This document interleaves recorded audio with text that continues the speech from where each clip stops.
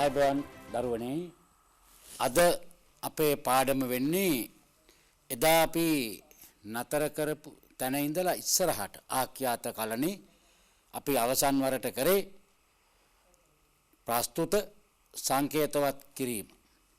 එතනින් ඉදිරියට ඒ කියන්නේ ආඛ්‍යාත කලනේ තර්ක ගොඩනගලා ඒ තර්කවල සප්‍රමාණතාවය විනිශ්චය කිරීමේ ක්‍රමවේදයන් දිහාවටයි යමු වෙන්නේ.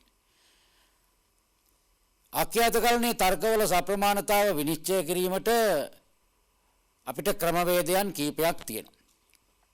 ඒ අතරින් අපි පළමුව කතා කරන්න ගන්නේ ව්‍යුත්පන්න ක්‍රමය. ඔබ ප්‍රස්තුත කලනේ තර්ක ශාස්ත්‍රයේ දී අපි තර්ක ව්‍යුත්පන්න කිරීමට පාවිච්චි කරා ඔය රීති පද්ධතියක්. ඔබට මතක ඇති පොඩ්ඩක් ප්‍රස්තුත කලනයට ගියාම ව්‍යුත්පන්න ක්‍රමයට හා බැඳුණු රීති පද්ධතියක් අපි කතා කරා. පුනර්යෝජන රීතිය, ditth නිෂේධන රීතිය, සරල කිරීම, ආබද්ධ කිරීම, ආකලනය, අස්ති ප්‍රකාරය, නාස්ති ප්‍රකාරය, නාස්ති අස්ති ප්‍රකාරය. මේ විදියට උභයගාම්‍ය ගාම්‍ය රීතිය, ගාම්‍ය උභයගාම්‍ය රීතිය එම රීති පද්ධතියක් කතා කරා. ඒ රීති පද්ධතිය මෙතෙන්ට අදාළයි. ඒකේ කිසිම ගැටලුවක් නැහැ. ඒ කියාපු රීතීන් අපි ආඛ්‍යාත කලනේදීත් ඒ විදියටම පිළිපදිමු. හැබැයි ඒ රීතීන්ට අතිරේකව ආඛ්‍යාත කලනේ තර්ක ව්‍යුත්පන්න කිරීමට පමණක්ම විශේෂිත වුණු රීති හතරක් තියෙනවා. ඒ රීති අතරින් තුනක් ප්‍රධාන රීති. අනිත් රීතිය සාමාන්‍යයෙන් අවශ්‍ය විටකදී පමණක් හැම වෙලාවටම නෙවෙයි. වෙන කල හැකි කිසිවක් නැත්නම් විතරක් අවශ්‍යමතාවය මත පමණක් පාවිච්චි කරන්න තියෙන රීතියක්. ඒක නිකන් අනු රීතියක්, උපරීතියක්. ඒ රීතිය ඇත්තටම අපි දී ඇති ප්‍රකාශනයකට තාර්කික වශයෙන් සමාන ප්‍රකාශනයක් හදා ගැනීමේ ක්‍රමයක්. තුල්‍යාර්ථවත් වාක්‍යයක් පාවිච්චි කිරීමේ ක්‍රමයක්. ඒ නිසා ඒ අවසාන රීතිය අපි අනු රීතියක් වශයෙන්, උපරීතියක් වශයෙන්, විශේෂ රීතියක් වශයෙන්, විශේෂ අවස්ථාවකට පමණක් යොදන්න තියෙන රීතියක් වශයෙන් හඳුන්වනවා. අනිත් රීති තුන අපි ඊටාම ප්‍රකට ලෙස භාවිතා කරන රීති තුනක්. ඒ රීති තුනෙන් දෙකක් අවස්ථාකරණයන් හා සම්බන්ධ රීති. අවස්ථාකරණයන් හා සම්බන්ධ රීති කියන්නේ සංකේතමය සූත්‍රයේ ප්‍රමාණීකාරකය ඉවත් කිරීමට සම්බන්ධ වන රීති. ඒ දෙකක් තියෙනවා. එවැනි රීති දෙකක්. එකක් අපේ සර්වවාචී අවස්ථාකරණය කියලා හඳුන්වනවා. අනිත් එක අස්තිවාචී අවස්ථාකරණය කියලා හඳුන්වනවා. ඒ දෙකෙන්ම කරන්නේ ප්‍රමාණීකාරක ඉවත් කිරීම. සර්වවාචී ප්‍රමාණීකාරක ඉවත් කිරීම එකක්, අස්තිවාචී ප්‍රමාණීකාරක ඉවත් කිරීම අනිත් එක.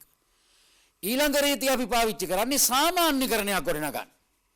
සාමාන්‍යකරණයක් කියන්නේ විශේෂ තත්ත්වයන් ටිකක් තිබුණම ඒක තුල ඉඳගෙන අපි මුළු මහත් වර්ගයටම පොදු තත්ත්වයක් හෝ වර්ගයෙන් කොට්ටාසයකට පොදු තත්ත්වයක් ගැන කතා කරනවා.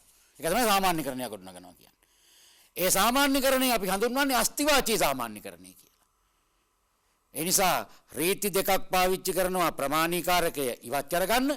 අනිත් රීතිය පාවිච්චි කරනවා අපි සාමාන්‍යකරණයක් ගොඩනගන්න. ඔන්න ඔය රීති තුන ප්‍රමුඛයි.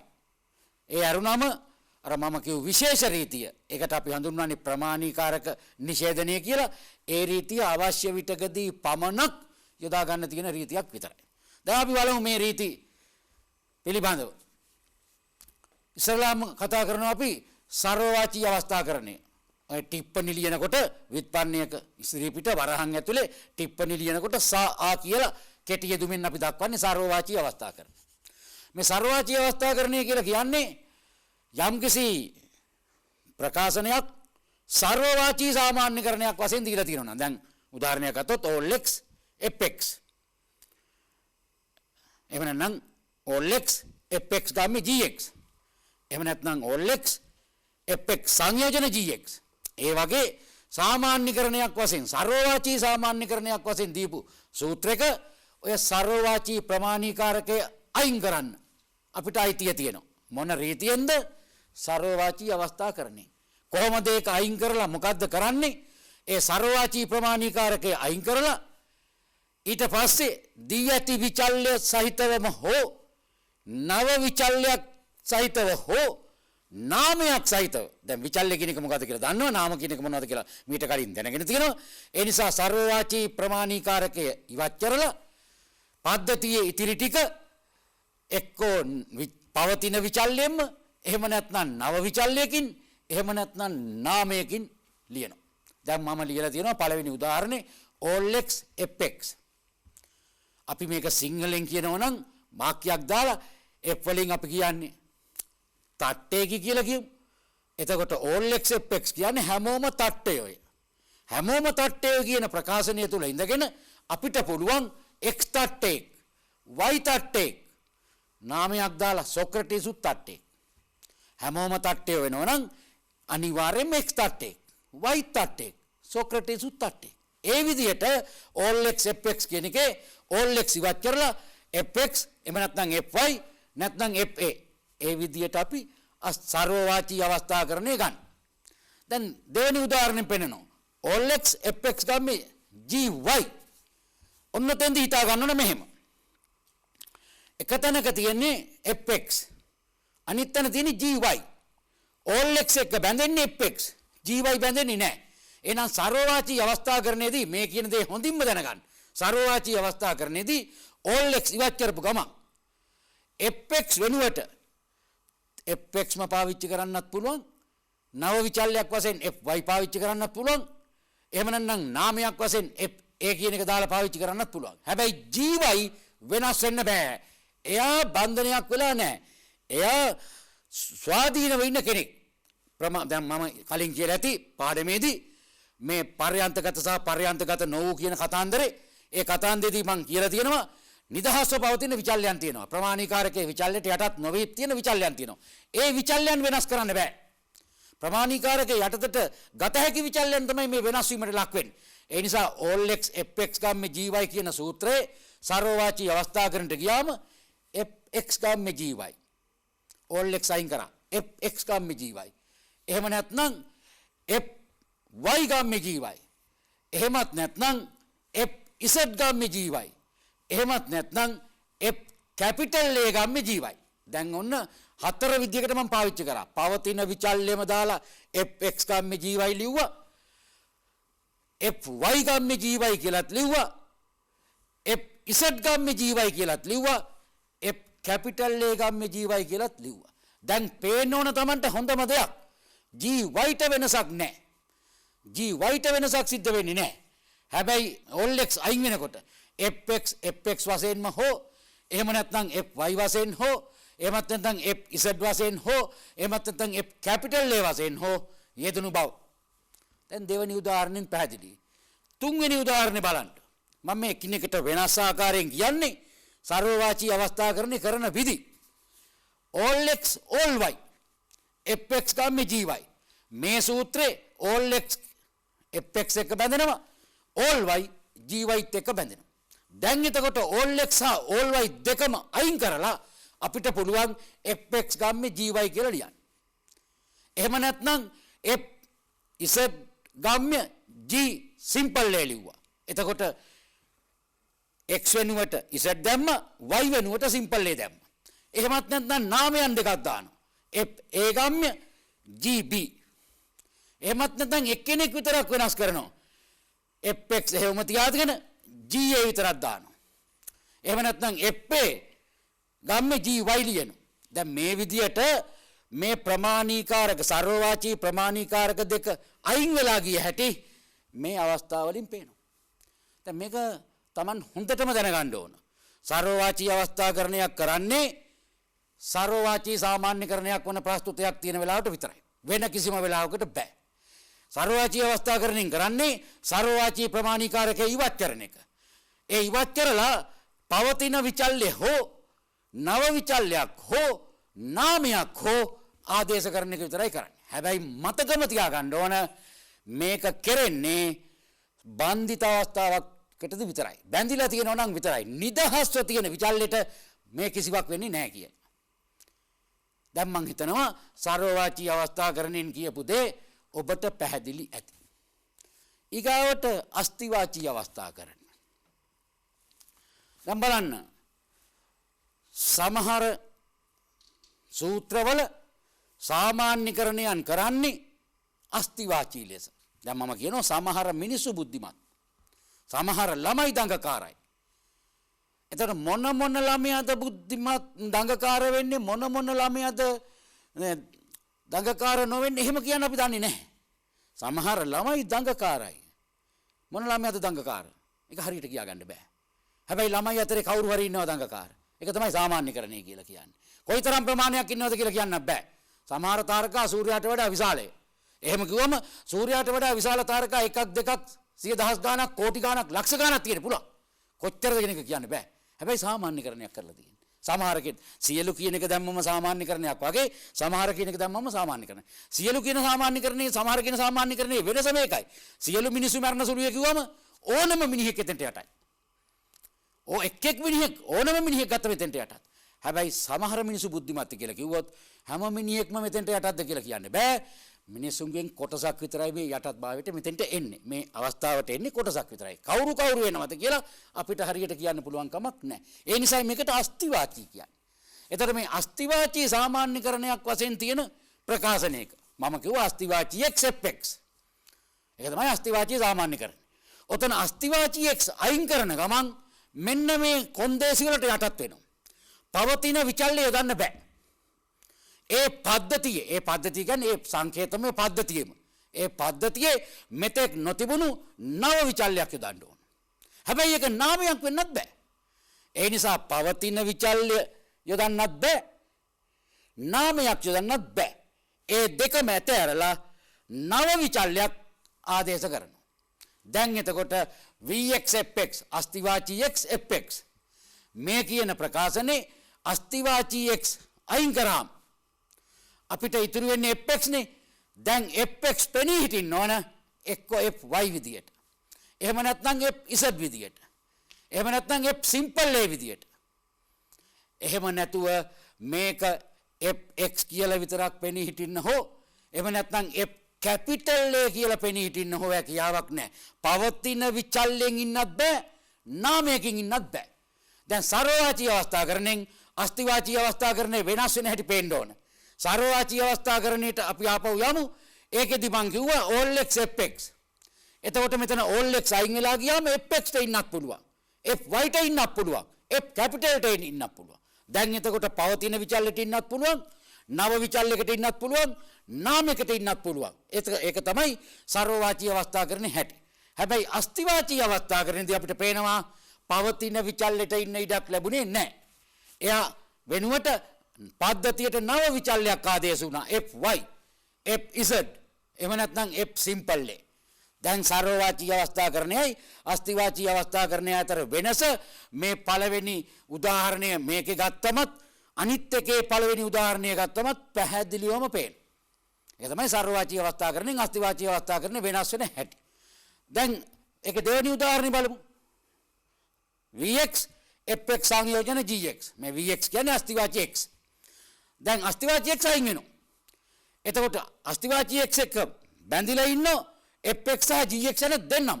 එහෙනම් ඒ දෙන්න වෙනුවෙන් නව විචල්යක් එනවා. නව විචල්යක් එනවා. ඒක Y. එතකොට FY සංයෝජන GY. එහෙම නැත්නම් ඒක Z. එතකොට FZ සංයෝජන GZ. එහෙමත් නැත්නම් ඒක simple A. FA සංයෝජන G simple A. FA සංයෝජන G simple A. අන්නේ විදියට එක යෙදුණා. එතෙන්දී x සහ මේ f සහ g කියන දෙන්නම බැඳිලා හිටියේ අස්තිවාචී x එක්ක. ඒතර අස්තිවාචී x අයින් කරනකොටම මේ දෙන්නටම ආව නව විචල්‍යයක්. විචල්‍ය දෙකක් ගන්න බෑ. මොකද මේ දෙන්නම ඒකරය කියලා බැඳුනේ. මෙතන ඉන්න x සහ මෙතන ඉන්න fx සහ මෙතන ඉන්න gx දෙන්නම බැඳලා තියෙනවා. අතන ඉන්න vx එක්ක. ඒ නිසා මේ දෙන්නම බැඳලා තියෙන්නේ vx එක්ක. ඒතර vx අයින් වෙනකොට මේ fx සහ gx ට අලුත් විචල්්‍ය දෙකක් යෙදිලා ආදේශයක් ඇවිල්ලා ඔය විදිහට fy සංයෝජන gy එහෙම නැත්නම් fz සංයෝජන gz එහෙම නැත්නම් fa සංයෝජන ga වශයෙන් මේක ලියන්න සිද්ධ වුණා. තුන්වෙනි උදාහරණය බලමු. vx fx සංයෝජන gy. දැන් Tamanගේ පෙර දැනුම පාවිච්චි කරන්න ඕන. මෙතන අස්තිවාචී x එක බැඳලා තියෙන fx. හැබැයි gy බැඳිලා නැහැ. ඒ නිසා gy-ට මොකුත් කරන්න බෑ. එයා හොල්ලන්න බෑ. එයා ඒ විදිහටම තියා ගන්න ඕන. එයාට හෙල්ලෙන්න බෑ. මොකද එයා බැඳීමක් ඇති කෙනෙක් නෙවෙයි. එයා ස්වාධීන කෙනෙක්. ඒ නිදහස් භාවයේ ස්වාධීනත්වය එයා ඒ විදිහටම රකින්න ඕන. එහෙම රකින්න ගමන් මේ vx අයින් වෙලා යනකොට fx කියන එක්කෙනාට නව විචල්‍යයක් දෙනවා. fx කියන එක්කෙනාට නව විචල්‍යයක් දෙනවා. හැබැයි ඒක y වෙන්න බෑ. මොකද y මේ පද්ධතිය තුල තියෙන නිසා. y හැරෙන්න වෙන විචල්‍යයක් දෙන්න වෙනවා. එතකොට පේනවා fz සංයෝජන gy. එහෙම නැත්නම් fa සංයෝජන gy. එතකොට අර vx අයින් වෙලා ගියාම fxට y වෙන්න බැරි වුණා. y වෙන්න බැරි උනේ මෙතන gy හිටිය නිසා. එතන y කියන කෙනා පද්ධතිය හිටිය නිසා. ඒ නිසා පද්ධතිය හිටියේ y එහෙමම ඉඳද්දී fxට නව විචල්‍යයක් ආදේශ කරා. එයා fz වුණා. එහෙම නැත්නම් fa වුණා. දැන් එතකොට අපි තුන්වෙනි එකේදී පේනවා vx fx සංයෝජන gy ගේ vx අයින් කරාම fz සංයෝජන gy කියලා හෝ එහෙම නැත්නම් fa සංයෝජන gy කියලා හෝ තමයි එන්නේ. දැන් හතරවෙනි උදාහරණය බලමු. ඒකේ තියෙනවා vx vy වරහන් ඇතුලේ fx සංයෝජන gy. දැන් මෙතන අස්තිවාචී සාමාන්‍යකරණයන් එක බැඳුණු විචල්්‍ය දෙකක් තියෙනවා. vx එක fx බැඳිලා තියෙනවා. vy එක gy බැඳිලා තියෙනවා. y කියන x කියන විචල්්‍ය fx එක්ක බැඳුණා. y කියන විචල්්‍ය gy එක්ක සම්බන්ධ වුණා. දැන් අස්තිවාචී අවස්ථා කරන දෙකකට යන්න වෙනවා. මේ දෙන්නම අයින් කරන්න වෙනවා. vx සහ vy කියන දෙන්නම අයින් කරන්න වෙනවා. ඒ දෙන්න අයින් කරනකොට නව විචල්‍යයන් දෙකක් එනවා. නව කියන එකේ තේරුම මං කියලා ඇති මෙතෙක් එම පද්ධතියේ නොයදුණු. එතකොට x අයින් වෙලා ගියාම z ගන්න පුළුවන්. y අයින් වෙලා ගියාම සිම්පල් එක ගන්න පුළුවන්. එතකොට fx වෙනුවට fz උත් gy වෙනුවට g සිම්පල් එකත්. එහෙම නැත්නම් ඒකේ අනිත් පැත්ත. fx වෙනුවට f සිම්පල් එකත් gy වෙනුවට gz උත් පාවිච්චි කරන්න පුළුවන්. ඔන්නෝක තමයි අස්තිවාචී අවස්ථාකරණයක හැටි. දැන් මම හිතනවා දරුවන්ට හොඳටම පැහැදිලි වෙන්න ඕන සර්වවාචී අවස්ථාකරණයයි අස්තිවාචී අවස්ථාකරණයයි කියන දෙකේ වෙනස. අපි මූලිකම ඔය කියාපු දේ සංක්ෂිප්තයම ගත්තොත් සර්වවාචී අවස්ථාකරණයේදී සර්වවාචී ප්‍රමාණීකාරකය ඉවත් වෙලා ගියා. පවතින විචල්යෙන් හෝ නව විචල්යකින් හෝ නාමයකින් හෝ ප්‍රකාශනය ලියන්න අයිති තියෙනවා. හැබැයි අස්තිවාචී අවස්ථාකරණයේදී කොන්දේසි දෙකකට යටත් පවතින විචල්යක් පාවිච්චි කරන්න බෑ. ඒ පද්ධතියේම පවතින විචල්යක් පාවිච්චි කරන්නත් බෑ. ඒ පද්ධතියේම මේ සූත්‍රෙම ඒ පද්ධතියේම පවතින විචල්යක් යොදා ගන්න බෑ. අනිත් එක නාමයක් යොදා ගන්නත් බෑ. ඔන්න ඔය කොන්දේසි දෙකට යටත්ව අපි අස්තිවාචී අවස්ථාකරණය කරා. දැන් අපි අවස්ථාකරණ රීති ඉවරයි. ඊගාවට අපේ තුන්වෙනි රීතිය සම්බන්ධ වෙන්නේ සාමාන්‍යකරණයක් ගොඩනගා ගන්න. සාමාන්‍යකරණයක් ගොඩනගා ගන්න. ඉතින් මේකදී අපිට මෙන්න මෙහෙම දෙයක් සාමාන්‍යයෙන් අපිට පරිකල්පනය තුල එන්න ඕන. අපිට සාමාන්‍යයෙන් මෙන්න මෙහෙම දෙයක් ඉවෙන් වගේ හිතන්න පුළුවන් වෙන්න ඕන. මම දැක්ක සොක්‍රටිස්ට තට්ටේ තියෙනවා. මම දැක්ක ප්ලේටෝටත් තට්ටේ තියෙනවා. මම දැක්ක ඇරිස්ටෝටල්ටත් තට්ටේ තියෙනවා. ඔය තුන් දෙනාටම තට්ටේ තියෙන බව මම දැක්කත් මට බෑ සියලු මිනිසුන්ට තට්ටේ තියෙනවා කියන එක කියන්න. මොකද සියලු මිනිස්සු ගම මම දැක්ක මිනිස්සු වගේම නොදැක්ක මිනිස්සුත් අල්ලගෙන තමයි මේ කතා කරන්න හදන්නේ. ඒතර මම දැක්කේ සොක්‍රටිස්ට, ප්ලේටෝට, ඇරිස්ටෝටල්ට තට්ටේ තියෙන බව. හැබැයි මට කියන්න බෑ සියලු මිනිසුන්ට තට්ටේ තියෙන බව. නමුත් මට එක දෙයක් හිත හැකි. සමහර මිනිසුන්ට තට්ටේ තියෙන බව. එතකොට එක පුජ්‍යලයකට යම් ලක්ෂණයක් තියෙනවා නම් ඒ පුජ්‍යලයන් අතරේ කොටසකට ඒ ලක්ෂණය තියෙනවා කියලා කියන්නේ නැහැ. එක දෙයකට යම් ලක්ෂණයක් තියෙනවා නම් ඒ දේවල් අතරේ කොටසකට යම් ආකාරයකට ඒ ලක්ෂණය තියෙනවා කියලා කියන්නේ නැහැ. එහෙම නැතුව මට සියල්ල අල්ලගෙන කතා කරන්න නම් පුළුවන් කමක් නැහැ. ඒ නිසා මේ සර්වවාචී අවස්ථාකරණය අස්තිවාචී අවස්ථාකරණය කියන අවස්ථා දෙකේදීම අපි කරේ ප්‍රමාණීකාරක ඉවත් කිරීම. මෙතෙන්දී අපි කරන්නේ ප්‍රමාණීකාරකයක් ගේන එක. එතකොට ගේන ප්‍රමාණීකාරකය අපිට සර්වවාචී කරගන්න කිසිම වෙලාවක පුළුවන්කමක් නැහැ. එතකොට අපි හැමතිස්සෙම එක ගන්න ඕන අස්තිවාචී සාමාන්‍යකරණයක් විදියට. දැන් බලමු අපි කොහොමද මේක කරන්න කියලා. නාමයක් හෝ විචල්යක්. එක්ක නාමයක් තියෙන්න ඕන, එහෙම නැත්නම් විචල්යක් තියෙන්න ඕන. නාමයක් හෝ විචල්යක් සහිත ආඛ්‍යාතමය සූත්‍රයක් දීලා තියෙනවා නම්, නාමයක් හෝ විචල්යක් සහිත ආඛ්‍යාතමය සූත්‍රයක් දීලා තියෙනවා නම්, අන්නේ එවැනි ආඛ්‍යාතමය සූත්‍රයකට මේ කියන අස්තිවාචී සාමාන්‍යකරණය නැත්නම් සාමාන්‍ය කෘතය යොදලා ඉවර වෙලා සාමාන්‍යකරණයක් වන ප්‍රකාශනයක් හදන්නේ නැහැ. සිංහලෙන් කිව්වොත් දරුවනේ එක්ස් මිනිසෙක් නම් මට පුළුවන් සමහරු මිනිස්සුය කියලා කියන්න. එහෙම කියන්න මට අයිති තියෙනවා. එක්ස් මිනිහෙක් වුණු නිසා මට පුළුවන් සමහරු මිනිස්සුය කියන්න. එක්ස් අවංක නම් මට පුළුවන් සමහරු අවංකයි කියන්න. හැබැයි මට හැමෝම අවංකයි කියලා කියන්න බෑ. හැමෝම මිනිස්සුයි කියලා කියන්න බෑ. එහෙම කිව්වොත් ඒක තාර්කික නෑ, ඒක අතාර්කිකයි. ඒ චින්තනය. එහෙම කියන්න බෑ. එතකොට මට පුළුවන් එක්ස් මිනිසෙක් නම් සමහරු මිනිස්සුය කියන්න. මට පුළුවන් සොක්‍රටිස් මිනිහෙක් නම් සමහරු මිනිස්සුය කියන්න. මට පුළුවන් ප්ලේටෝට මුක්කන්නාසයක් තියෙනවා නම් සමහරුන්ට මුක්කන්නාසයක් තියෙනවා කියලා කියන්න. එහෙම කීමේ හැකියාව තියෙනවා. ඒක සමහර කියලා කියන්න ඕන. සියලු දෙනා දාලා කියන්න පුළුවන් කමක් නැහැ. අන්නේ තාර්කික චින්තනය තුල ඒ පදනම තුල ඉඳගෙන අපි මේක වටහා ගත්තා නම් ලේසි. දැන් එතකොට fx තියෙනකොට අපිට ලියන්න පුළුවන් ඊළඟ පෑලිය vxfx අස්තිවාචී xfx සාමාන්‍යකරණයක් වශයෙන් ලියුවා. එහෙම නැත්නම් ඊළඟ පෑලිය ලියන්න පුළුවන් vyfy අස්තිවාචී සාමාන්‍යකරණය. අද x වෙනුවට y දාගත්තා. එතකොට vyfy. එහෙම නැත්නම් ඊළඟ පෑලිය ලියන්න පුළුවන් vzfz. එහෙම ප්‍රශ්නයක් නැහැ. දැන් නාමයක් තිබුණා. fa සොක්‍රටිස් තට්ටේ. අපි ලියනවා සමහරුන්ට තට්ටේ ඇත. vxfx. එහෙම නැත්නම් vyfy අස්තිවාචී සාමාන්‍යකරණය. ටිප්පණිය ලියනකොට වරහන් ඇතුලේ අයන්නයි සායන්නයි. අස්තිවාචී සාමාන්‍යකරණය. දැන් එතකොට එක පුජ්‍යලයක් හෝ එහෙම නැත්නම් කීප දෙනෙකුට හෝ යම්කිසි ලක්ෂණයක් තියෙනවා නම් අපිට සාමාන්‍යකරණයක් කරන්න පුළුවන්. හැබැයි සර්වවාචී නෙවෙයි. දැන් බලන්න තුන්වෙනි උදාහරණය. fx සංයෝජන gy. දැන් ඔතන විශේෂයක් දකින්න. fx සංයෝජන gy.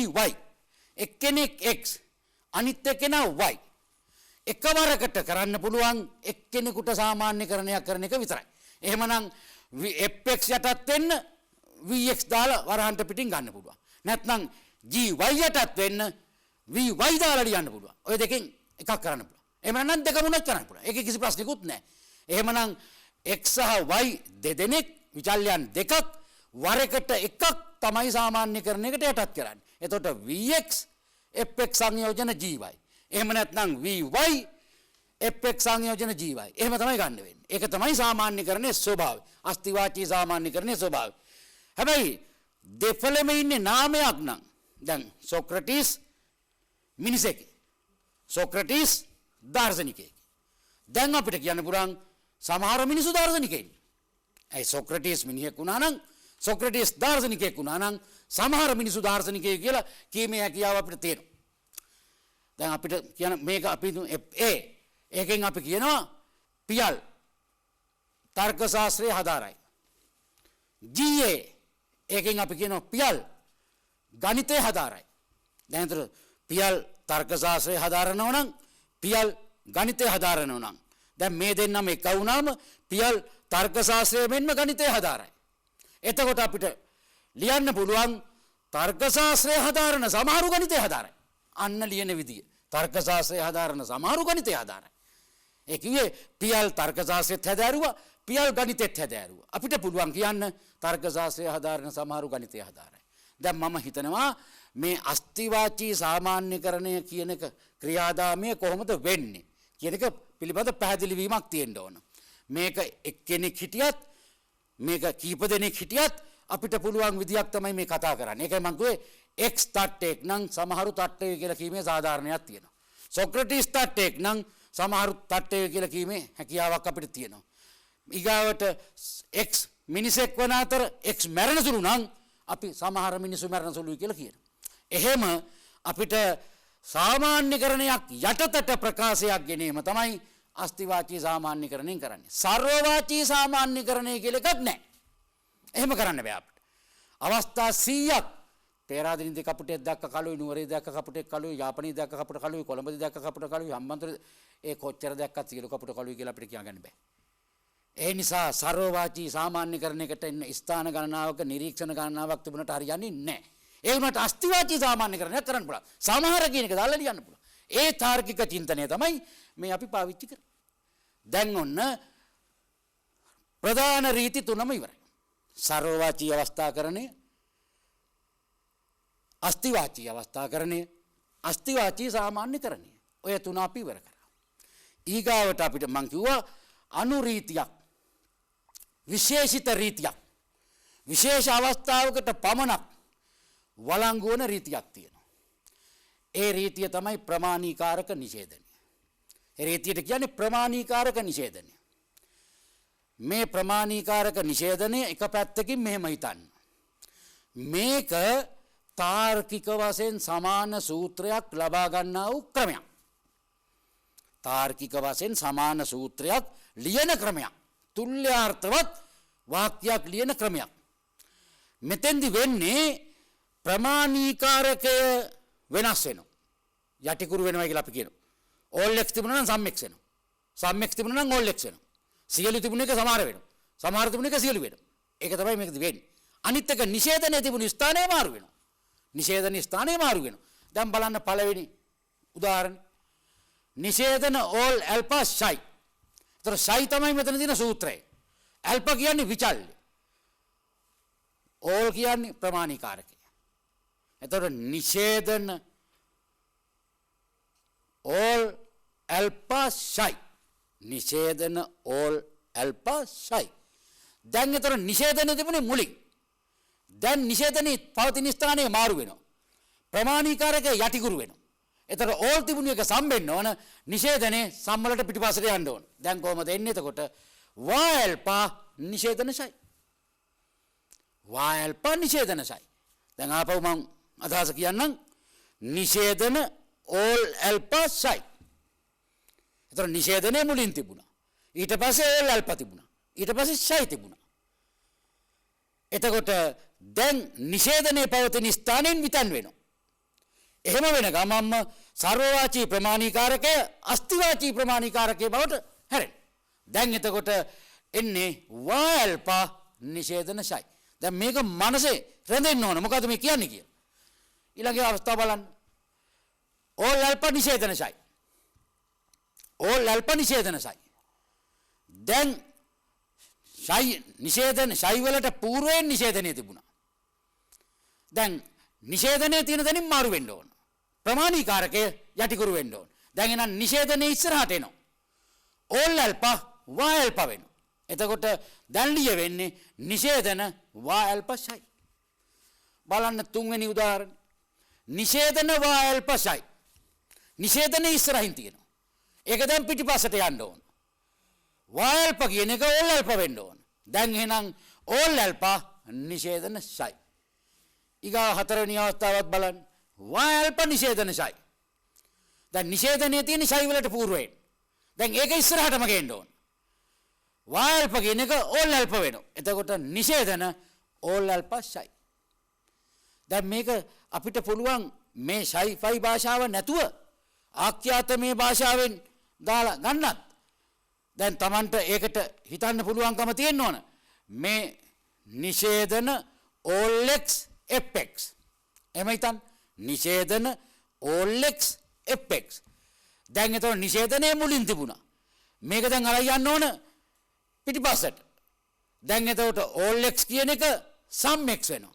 එතකොට sum x නිෂේධන fx. මේක දැන් Tamanට හිතෙන් මාරු කරන්න පුළුවන් වෙන්න ඕන. සයි කියන්නේ සූත්‍රය. ඒ සයි කියන සූත්‍රය fx වෙන්න පුළුවන්.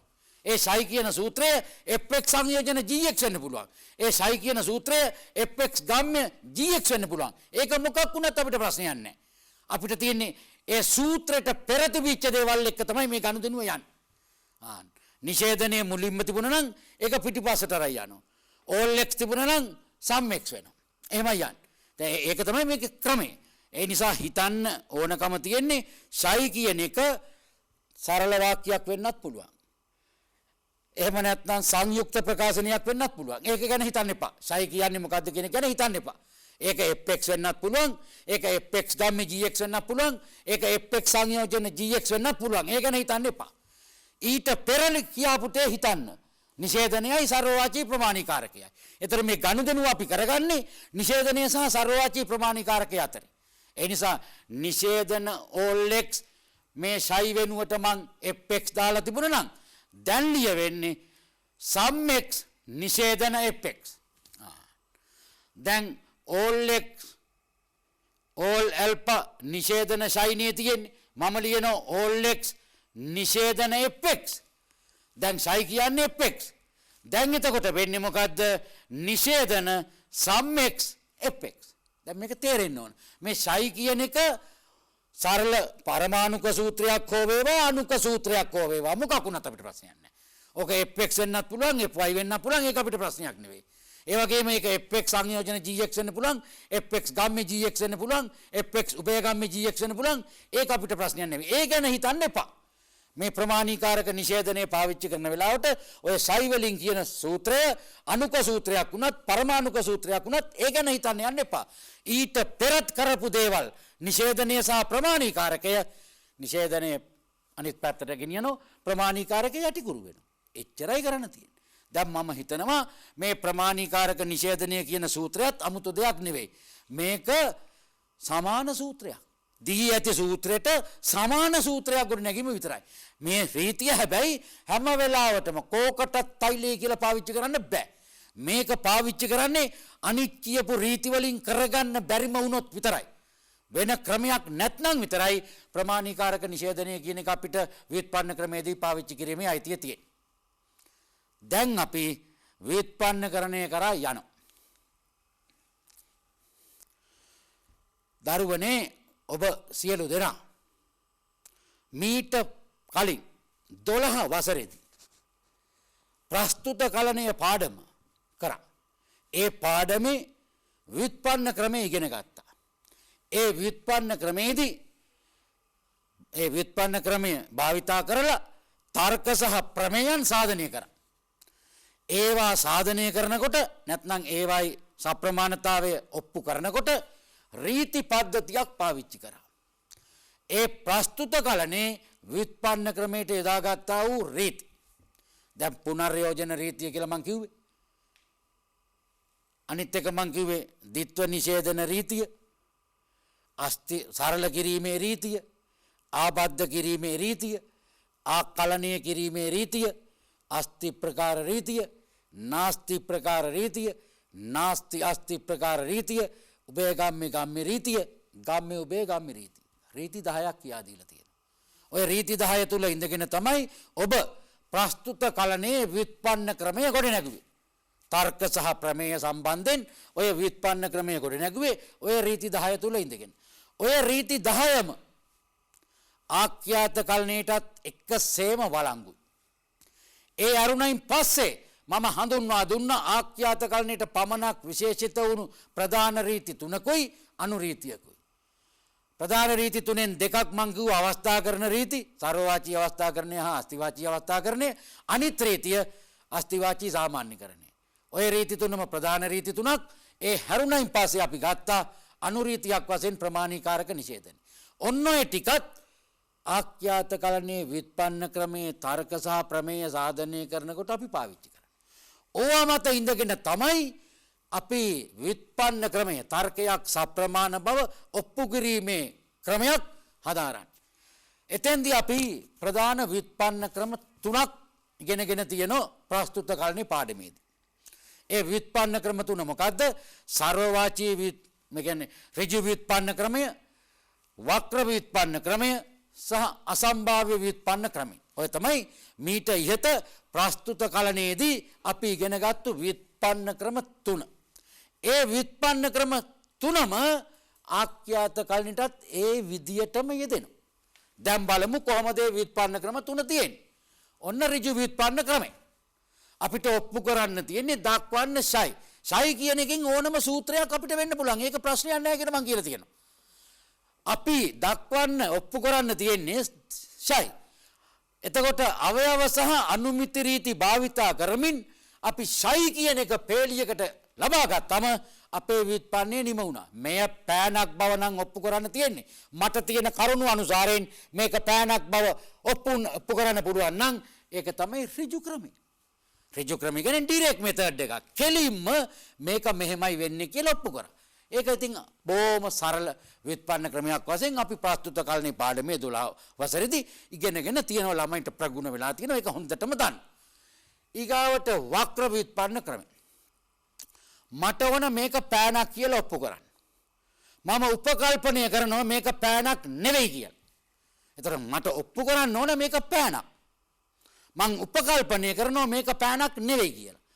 මං උපකල්පනය කරපු එක වැරදි බව, ඒකත් එක්ක ගැටෙන අවස්ථාවක් මතුවන බව කොතෙන්දි හරි ඉදිරිපත් වුණොත් මං උපකල්පනය කරපු එකත් සමග නොපෑහීමක් තියෙනවා කියන එක කොතෙන්දි හරි මතු වුණොත් උපකල්පනය බැහැර කරලා මූලික ප්‍රවාදය පිළිගන්න. මගේ යතේ තියෙන පෑනක් කියලා මං කියනවා. මං උපකල්පනය කරනවා පෑනක් නෙවෙයි කියලා. පෑනක් නොවනවාය කියන අදහස වැරදි බව ඔප්පු කරොත් පෑනක් කියන අදහස මතුවෙනවා. ඒක තමයි වක්‍ර ව්‍යුත්පන්න ක්‍රමය. එතකොට අපිට දක්වන්න තියෙන්නේ ශයි. අපි උපකල්පනය කරා නිෂේධන ශයි. එතකොට නිෂේධන ශයි බැහැර කරන්න පුළුවන් ශයි කියන වාක්‍ය කොහෙදී හරි මතු වුණොත්. එහෙම නැත්නම් නිෂේධන ශයි කියන එක බැහැර කරන්න පුළුවන් ඕනම විසංවාදී වාක්‍ය දෙකක් මතු වුණොත්. දැන් මෙතෙන්දි පේනෝනේ දක්වන්න තියෙන්නේ ශයි උපකල්පනය කරා නිෂේධන ශයි. ෆයි සහ නිෂේධන ෆයි විසංවාදී කියමන් දෙකක් වශයෙන් මතු වුණා. ඒ මතු වුණු තැන අපිට පුළුවන් වක්‍ර ව්‍යුත්පන්න නිම කරන්න. ඒතර වක්‍ර ව්‍යුත්පන්න නිම කරන්න පුළුවන් ක්‍රම දෙකයි. එකක් උපකල්පනය සමග විසංවාදයක් මතු වුණු තැන වක්‍ර ව්‍යුත්පන්නේ නිම වෙනවා. එහෙම නැත්නම් එකිනෙක විසංවාදී වාක්‍ය දෙකක් මතු වුණු ඕනම තැනක වක්‍ර ව්‍යුත්පන්නේ නිම වෙනවා. ඔන්න වක්‍ර ව්‍යුත්පන්න ක්‍රමය. ඊගාවට අසම්භාව්‍ය ව්‍යුත්පන්න ක්‍රමය. ඒක පාවිච්චි කරන්නේ අපි ගම්ම්‍ය වාක්‍යයක් තියෙන වෙලාවට. අසම්භාව්‍ය වාක්‍යයක්. ඔප්පු කරන්න තියෙන වාක්‍ය අසම්භාව්‍ය වාක්‍යයක් වෙන්න ඕනේ. දක්වන්න තියෙන ශයි ගම්ම්‍ය පයි. ඒතර ශයි කියන එක පූර්වාංගය වශයෙන් අපි උපකල්පනය කරනවා. එහෙම උපකල්පනය කරාම අනුමිති රීති ඇසුරෙන් අපිට අපරාංගය වන ෆයි පේලියකට ලබා ගන්න පුළුවන් වුණොත් අසම්භාව්‍ය ව්‍යුත්පන්නය අපි නිම කරනවා. දැන් ව්‍යුත්පන්න ක්‍රම තුනයි. ඍජු ව්‍යුත්පන්නය, වක්‍ර ව්‍යුත්පන්නය සහ අසම්භාව්‍ය ව්‍යුත්පන්නය. මේ ගැන කතා කරන්න ඕන නැහැ. හේතුව මේක ප්‍රස්තුත කලන පාඩමේ අභ්‍යාස 30 40ක් කරලා ප්‍රගුණ කරපු දේවල් හැම ළමයෙක්ම.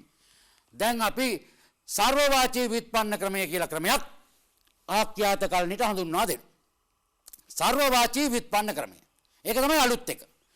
මේ ව්‍යුත්පන්න ක්‍රමය පාවිච්චි කරන්නේ අපිට ඔප්පු කරන්න තියෙන වාක්‍ය සර්වවාචී වාක්‍යයක් වුණු වෙලාවට.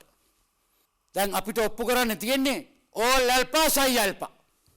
එහෙම වෙලාවට අපිට ශයි ඇල්පා පේලියකට ගන්න පුළුවන් වුණොත් අපි සර්වවාචී ව්‍යුත්පන්නයක් නිම කරා වශයෙන් සලකනවා. අපිට ඔප්පු කරන්න තියෙන්නේ ඕල් ඇල්පා ශයි ඇල්පා. අපි ඊළඟ පේලියේ ඕල් ඇල්පා ඇතැරලා ශයි ඇල්පා ලියනවා. ඊට පස්සේ අපි වක්‍ර ව්‍යුත්පන්න ක්‍රමයට හැරෙනවා. නිෂේධන ශයි ඇල්පා. අපිට විසංවාදයක් මතුවෙන වාක්‍යයක් ආපු ගමන් වක්‍ර ව්‍යුත්පන්නේ නිම කරා. එතකොට සර්වවාචී ව්‍යුත්පන්නයක් නිම වුණා. දැන් ඒතර සර්වවාචී ව්‍යුත්පන්නය නිම කරන්න පුළුවන් කෙලින්ම මේ ඕල් ඇල්පා ඇතැරිලා ශයි ඇල්පා ලැබුණා නම් නිමයි. එහෙම නැත්නම් ඊළඟ පේලියට ශයි ඇල්පා ලියාගෙන වක්‍ර ව්‍යුත්පන්නයට හැරිලා විසංවාදී වාක්‍යයක් ආව නම් ඒත් නිමයි. දැන් මෙතන තියෙන්නේ අපි හිතන්න මොහොතකට දක්වන්න තියෙන්නේ all x fx ගම්මේ gx. මොහොතකට හිතන්න all x වරහන් ඇතුලේ fx ගම්මේ gx. අපිට ඊළඟ පේලිය ලියන්න හැකි all x ඇතැරලා දක්වන්න fx ගම්මේ gx. එතකොට fx අසම්භාව්‍ය ව්‍යුත්පන්නේ උපකල්පනේ. gx පේලියට ආපු ගමන් fx ගම්මේ gx වපුණා. එතකොට අර කියන all x fx ගම්මේ gx ඉවර වුණා. මේක තමයි සර්වවාචී ව්‍යුත්පන්නය. හැබැයි දරුවනේ මේකට හොඳ තේරුමක් තියෙනවා. මේ අපිට සර්වවාචී ව්‍යුත්පන්නයක් ආරම්භ කරන්න පුළුවන්කම තියෙන්නේ ඒ ආරම්භ කරන සර්වවාචී ව්‍යුත්පන්නේ ප්‍රමාණීකාරකේ විචල්්‍ය නිදහස්ව තියෙනකන් විතරයි. ඒක මේක නිදහස්ව පේලියක තිබුණොත් කොහේ හරි අපිට සර්වවාචී ව්‍යුත්පන්නයක් පාවිච්චි කරන්න බෑ. දැන් මම කියන්නේ අපිට all x fx ඔප්පු කරගන්න පුළුවන්කම තියෙන්නේ fx කියන ප්‍රකාශනයක් උඩ නොතිබුණොත් විතරයි. fx කියන ප්‍රකාශනේ උඩ තියෙනවා නම් අපිට all x fx කියලා ලියන්නව බෑ. ඒක හොඳට තේරුම් ගන්න ඕන. all x fx අපි ලියන්න නම් දක්වන්න කියලා fx කියන ප්‍රකාශනේ උඩ නොතිබෙන්න ඕන. එහෙම නොතිබුණොත් විතරයි අපිට all x fx ලියන්න පුළුවන්. එහෙම නැතුව ලියන්න බෑ. ඒ නිසා සර්වවාචී ව්‍යුත්පන්නය ආරම්භ කරන්න නම් ආරම්භක සර්වවාචී ව්‍යුත්පන්නයේ ප්‍රමාණීකාරකයේ විචල්්‍ය එකී පද්ධතිය තුල පර්යන්තගත නොවි නැත්නම් නිදහස්ව නොතිබිය යුතුයි කියන කොන්දේසිය හොඳින් මතක තියාගන්න. දැන් අපි තර්ක ව්‍යුත්පන්න කරනවා. පළවෙනි තර්ක බර්ට්‍රන්ඩ් රසල් ගණිතඥයෙකි බර්ට්‍රන්ඩ් රසල් දාර්ශනිකයෙකි. එහෙන් සමහර දාර්ශනිකයින් ගණිතඥයින් ආඛ්‍යාත ලිව්වා F කියන්නේ ගණිතඥයෙකි G කියන්නේ දාර්ශනිකයෙකි A කියන්නේ බර්ට්‍රන්ඩ් රසල්. දැන් සංකේත කරා බර්ට්‍රන්ඩ් රසල් ගණිතඥයෙකි FA බර්ට්‍රන්ඩ් රසල් දාර්ශනිකයෙකි GA. එම නිසා සමහර දාර්ශනිකයින් ගණිතඥයින් Vx Gx සංයෝජන fx. දැන් සමහර දාර්ශනිකයින් ගණිතඥයින් කියන නෙලියන්නේ දාර්ශනිකයෝ ඉස්සරහට ඇවිල්ලා ගණිතඥයෝ පිටිපස්සට ගියා. ඒ නිසා Vx Gx සංයෝජන fx. දැන් අපිට ඔප්පු කරන්න ඕන Vx Gx සංයෝජන fx වෙන බව. අපිට තියෙන අවයව දෙක ලිව්වා fa සහ ga. ඒ දෙක එක්කව කරලා ගත්තා ga සංයෝජන fa. එතකොට පළවෙනියට තියෙන අවයවයේ දෙවෙනියට තියෙන අවයවයේ පිළිවෙල ලිව්වා. ඒ දෙක ආබද්ධ කරා ga සංයෝජන fa. දැන් ga සංයෝජන fa තියෙනවා නම් අස්තිවාචී සාමාන්‍යකරණයෙන් අපිට ලියන්න හැකි Vx Gx සංයෝජන fx ලෙස. එහෙම ලියු ගමන් දක්වන්න කියන එක ලැබුණා. තනීරකින් කැව්ව අහු වරාණක් ගාලා වැව්වා. පළවෙනි ව්‍යුත්පන්නේ නිමයි. දෙවෙනි ව්‍යුත්පන්න රෝග ආසාදිතයින් සියලු දෙනා රෝග වාහකයින්ය. එහෙන් සියලු දෙනා රෝග ආසාදිතයින් නම් සියලු දෙනා රෝග වාහකයින්ය. පළවෙනි වාක්‍යයේ අපි බලමු මේකේ ආඛ්‍යාත රෝග ආසාදිතයකි. ඒක G ඒ රෝග වාහකයකි. ඒතර රෝග ආසාදිතය කියන එක F වලින් දැක්වුවා G වලින් දැක්වුවා රෝග වාහකයකි. ආඛ්‍යාත හරියට ලියන්න කියලා මං කිව්වා. රෝග ආසාදිතයින් සියලු දෙනා රෝග වාහකයින්නේ. රෝගය ආසාදනය වෙන ඔක්කොම රෝග වාහකය. එතකොට all x fx ගම්මේ gx. එහෙන් එම නිසා සියලු දෙනා රෝග ආසාදිතයින් නම් සියලු දෙනා රෝග වාහකයින්ය. all x fx ගම්මේ all x gx. දැන් එතකොට පළවෙනි අවයවය all x fx ගම්මේ gx. නිගමනය එම නිසා all x fx ගම්මේ all x gx. දැන් අපි ඔප්පු කරන්න ලිව්වා නිගමනේ දක්වන්න all x fx ගම්මේ all x gx. එතකොට all x fx අසම්භාව්‍ය ව්‍යුත්පන්නයේ උපකල්පනය. දැන් මෙතෙන්ට පාවිච්චි කරන්නේ අසම්භාව්‍ය ව්‍යුත්පන්න ක්‍රමය. දැන් පළවෙනි අවයවය ලිව්වා all x fx ගම්මේ gx. ඊගාවට අපි දක්වන්න කියලා all x gx ලිව්වා. දැන් දරුවනේ මෙන්න මේකයි වැදගත්. ඔබ වැරදිලාවත් මෙතෙන්දී fx ගම්මේ gx කියලා තුන්වෙනි පේලියෙන් පස්සේ සර්වවාචී අවස්ථාකරණයක් ලියලා ඊට පස්සේ මෙතන තියෙන all x වලින් all x ගලවලා fx විතරක් ගත්තනම් ඔබට all x gx කියන එක සර්වවාචී ව්‍යුත්පන්නයකට ලියන්න බෑ. එතන තමයි වැදගත්ම දේ. ඒ නිසා මේක ගලවන්න කලින් බන්ධනෙන් ගලවන්න කලින් දක්වන්න all x gx කියලා ලිව්වා. ලියලා ඊට පස්සේ තමයි අපි ගත්තේ මේ විදියට කොහමද fx ගම්මේ gx. දෙවනි පේලියේ තුන්වෙනි පේලියේ තිබිච්ච නැත්නම් මේ අවයවය වශයෙන් තිබිච්ච එක සර්වවාචී අවස්ථාකරණයට ගෙනාවා all x ඇතෑරලා. දැන් all x fx වලින් සර්වවාචී අවස්ථාකරණයක් කරා fx. එතකොට fx වලට fx පූර්වාංගය වශයෙන් සමාන නිසා අස්ති ප්‍රකාර රීතියෙන් gx ඇවිල්ලා තියෙනවා. මේ රීති මතක් කරන්න අවශ්‍ය නැහැ. ප්‍රස්තුත කාලේදී ওই රීති ඕන තරම් කියලා තියෙනවා. දැන් අපිට all x gx ඔප්පු කරන්න තියෙන තැන gx පේලියට ලැබුණා කියන්නේ අපේ සර්වවාචී ව්‍යුත්පන්නේ නිමයි. ඒ සර්වවාචී ව්‍යුත්පන්නේ නිම වෙලා දක්වන්න කැපුණු ගමන් අසම්භාව්‍ය ව්‍යුත්පන්නේ ඉබේම නිමයි. ඊගාවට අපි බලමු තුන්වෙනි එක. කොමියුනිස්ට්වාදී මාක්ස්වාදී වෙති. භෞතිකවාදීන් සමහරෙක් කොමියුනිස්ට්වාදීන් වේ. ඒ භෞතිකවාදීන් සමහරෙක් මාක්ස්වාදීන් වේ. සංක්ෂේපන රටාව ගත්ත F ඒ කොමියුනිස්ට්වාදියෙකි G ඒ මාක්ස්වාදියෙකි H ඒ භෞතිකවාදියෙකි. දැන් අපි සංකේතකරණයට ගියා. කොමියුනිස්ට්වාදී මාක්ස්වාදී වෙති all x fx ගම්මේ gx. භෞතිකවාදීන් සමහරෙක් කොමියුනිස්ට්වාදීන් වේ. vx hx සංයෝජන fx. එම නිසා භෞතිකවාදීන් සමහරෙක් මාක්ස්වාදීන් බේ vx hx සංයෝජන gx. දැන් අපිට ඔප්පු කරන්න තියෙන්නේ vx hx සංයෝජන gx බව. දැන් අපිට අවයව දෙකක් තියෙනවා. all x fx ගම්මේ gx පළවෙනි අවයවේ, vx hx සංයෝජන fx දෙවෙනි අවයවේ. සර්වවාචී ප්‍රස්තුතයක් සහ අස්තිවාචී සාමාන්‍යකරණයක් වන ප්‍රස්තුතයක් තියෙන තැනක හොඳින් මතක තියාගන්න ඉස්සර වෙලා අස්තිවාචී ප්‍රස්තුතේ ලියලා ඊට පස්සේ තමයි සර්වවාචී ප්‍රස්තුතේට යන්න ඕන. එහෙමනම් ඔබ අස්තිවාචී අවස්ථාකරණය පළමුව කරන්න. සර්වවාචී අවස්ථාකරණය පසුව කරන්න. ඒක තමයි මතක තියාගත්තේ. හේතුව අස්තිවාචී අවස්ථාකරණයට සීමා තිබුණා, බන්ධන තිබුණා. සර්වවාචී අවස්ථාකරණයට සීමා නැහැ. ඒ නිසා අපි පළමුව vx hx සංයෝජන fx කියන අවයවේ vx අයින් කරලා hy සංයෝජන fy ගත්තා. ඊට පස්සේ තමයි අපි සර්වවාචී අවස්ථාකරණයෙන් all x අයින් කරලා fy ගම්මේ gy ට ගියේ. මේක y වලට යන සිද්ධ වුණේ අස්තිවාචී අවස්ථාකරණයේදී නව විචල්යකට ගියපු නිසා සර්වවාචී අවස්ථාකරණයටත් එතෙන්ටම යන්න සිද්ධ වුණා. ඒ නිසා all x අයින් කරන ගමන් fy ගම්මේ gy අපිට ගත්තේ ඊට උඩින් පෙළියේ hy සංයෝජන fy තිබුණු නිසා. ඊගාවට අපි ගියා fy සරල කරා. ඒකෙන් අස්ති ප්‍රකාර රීතියෙන් gy ට ආවා. ඊට පස්සේ අපි hy සරල කරා. ඊගාවට අපි hy සහ gy දෙක ආබද්ධ කරා. එහෙම ආබද්ධ කරලා අස්තිවාචී සාමාන්‍යකරණයකින් ඉවර කරා. ඊළඟ ව්‍යුත්පන්න. නිසාචරයින් වර්ණන්දයින්. වවුලන් නිසාචරයින්. එයින් වවුලන් වර්ණන්දයින්. පළවෙනි සංක්ෂේපන රටාව පළවෙනි පියවර f කියන්නේ නිසාචරයේකි, g කියන්නේ ඒ වර්ණන්දයේකි, h කියන්නේ ඒ වවුලෙකි. එතකොට නිසාචරය වර්ණන්දයි all x fx ගම්මේ gx. වවුලන් නිසාචරයේ ඉන්නේ all x hx ගම්මේ fx. එම නිසා වවුලන් වර්ණන්දේ ඉන්නේ all x hx ගම්මේ gx. දැන් නිගමනය දක්වන්න කියලා ලිව්වා all x hx ගම්මේ gx. අපි all x අයින් කරලා දෙවෙනි පේළිය ලිව්වා සර්වවාචී ව්‍යුත්පන්නයක් විදිහට දක්වන්නේ hx ගම්මේ gx. දැන් hx අසම්භාව්‍ය ව්‍යුත්පන්නයේ උපකල්පනය gx කොයි වෙලාවක හරි ලැබුණොත් ව්‍යුත්පන්නයේ නිමවන බව අපි දන්නවා. පළවෙනි අවයවයේ all x fx ගම්මේ gx, දෙවෙනි අවයවයේ all x hx ගම්මේ fx. අපි අවයව දෙක ලියාගෙන ඉස්සරලා සර්වවාචී අවස්ථාකරණයෙන් all x අයින් කරලා hx ගම්මේ fx ආවා.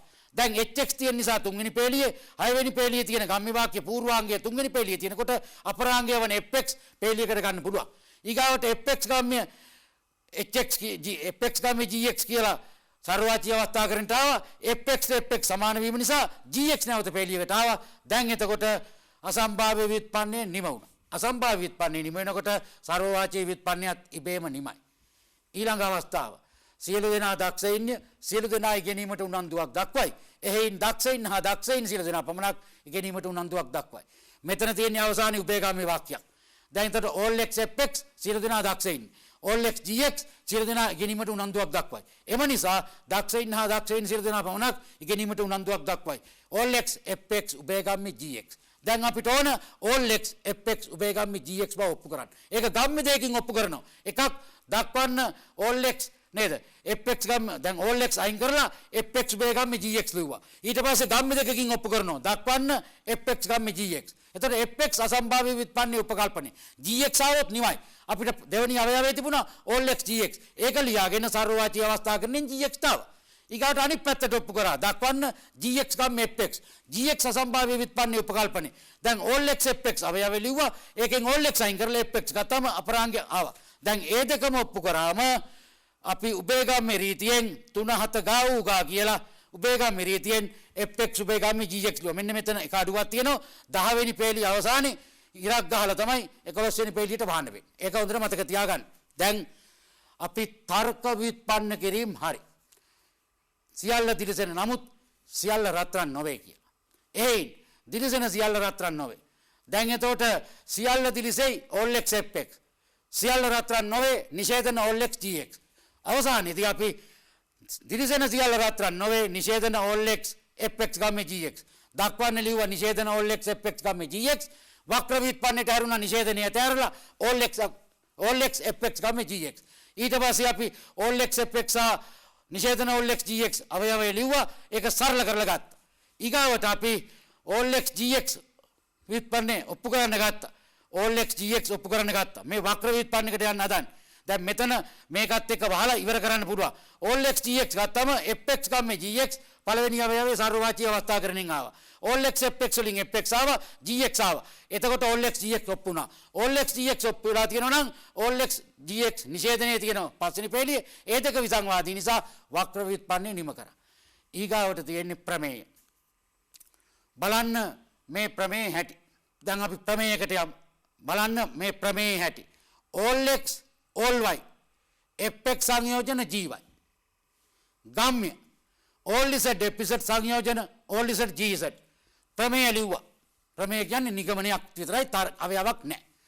අපි පූර්වාංගයේ අසම්භාව්‍ය ව්‍යුත්පන්න උපකල්පනය කියලා ලිව්වා. ඊගාවට අපි අපරාංගයේ තියෙන all z fz සහ all z gz දෙකට කඩලා ඔප්පු කරන්න ගත්තා. all z fz ඔප්පු කරගත්තා. ඊට පස්සේ all z gz ඔප්පු කරගත්තා. ඒ දෙක ආබද්ධ කරලා 9 වෙනි පේළිය එළියලා ප්‍රමේය සාධනය කරා. ඊගාවට අපි බලමු all x fx සංයෝජන p ගම්ම්‍ය vx fx උභයගම්ම්‍ය p ප්‍රමේය. පළවෙනි එකේදී ප්‍රමේයම ලිව්වා all x fx සංයෝජන p කියන එක අවයවයට ගත්තා. ඊට පස්සේ ඕක සරල කරන්න පුළුවන් නිසා සරල කරලා 3-4 පේළි වලින් ඊගාවට අපි අපරාංගයේ තියෙන vx fx උභයගම්ම්‍ය p කියන එක vx අයින් කරන ගමන් fx fy කරලා fy ගම්ම්‍ය p ඔප්පු කරන්න ගත්තා. fy අසම්භාව්‍ය ව්‍යුත්පන්න උපකල්පනය p පුනර්යෝජනය කරා උඩ තියෙන පේළියේ. ඒක වැව්වා. ඊගාවට අනිත් පැත්තට ගත්තා p ගම්ම්‍ය fy. p අසම්භාව්‍ය ව්‍යුත්පන්න උපකල්පනය all x fx වලින් all x අයින් කරලා fy අරගෙන 10 වෙනි පේළියේ ලිව්වා. දැන් ඒ දෙක ඔප්පු කරාම උභයගම්ම්‍ය වාක්‍යය ඔප්පු නා ඊගාවට අස්තිවාචී සාමාන්‍යකරණයක් ගාලා 12 වෙනි පේළියෙන් ඉවර කරලා පෙන්නුවා. ඊළඟ තර්කය බලන්න. ප්‍රමේය. all x fx සංයෝජන නිෂේධන all x gx ගම්ම්‍ය vx fx සංයෝජන නිෂේධන gx. මේ තර්කය දිහා බලන්න. මේකේ පූර්වාංගය අපි ලිව්වා අසම්භාව්‍ය ව්‍යුත්පන්නයේ උපකල්පනය. ඊට පස්සේ අපි අපරාංගය ලිව්වා vx fx සංයෝජන නිෂේධන gx. ඒක වක්‍රයට හැරුණා. right. දැන් වක්‍රයට ඇවුවෙන් පස්සේ අපි all x gx ඉස්සරලා ගත්තා. ඔප්පු කරන්න. ඒකෙදී අපි දක්වන්න gx ලිව්වා සර්වවාචී ව්‍යුත්පන්නයට. වක්‍ර ව්‍යුත්පන්නයට හැරුණා නිෂේධන gx. all x fx තියෙනවා fx ගත්තා. සර්වවාචී අවස්ථාකරණය. fx සහ නිෂේධන gx ආබද්ධ කරා. අස්තිවාචී සාමාන්‍යකරණයක් විදිහට vx fx සංයෝජන නිෂේධන gx ආවා. ඊගාවට දෙවෙනි පේළිය හතරවෙනි පේළියේ තිබුණ එක පුනර් කරා. වක්‍ර ව්‍යුත්පන්නේ නිමයි. වක්‍ර ව්‍යුත්පන්නේ නිම කරපු ගමන් මේ තියෙන gx දක්වන්න කපලා gx ඔප්පු කරගත්තා. all x gx සර්වවාචී ව්‍යුත්පන්නේ බේම ඔප්පුණා. ඊගාවට all නිෂේධන all x gx අපි දෙවෙනි පේළිය පුනර්යෝජනය කරාම වක්‍ර ව්‍යුත්පන්නේ නිම කරා ප්‍රමේය සාධනය වුණා.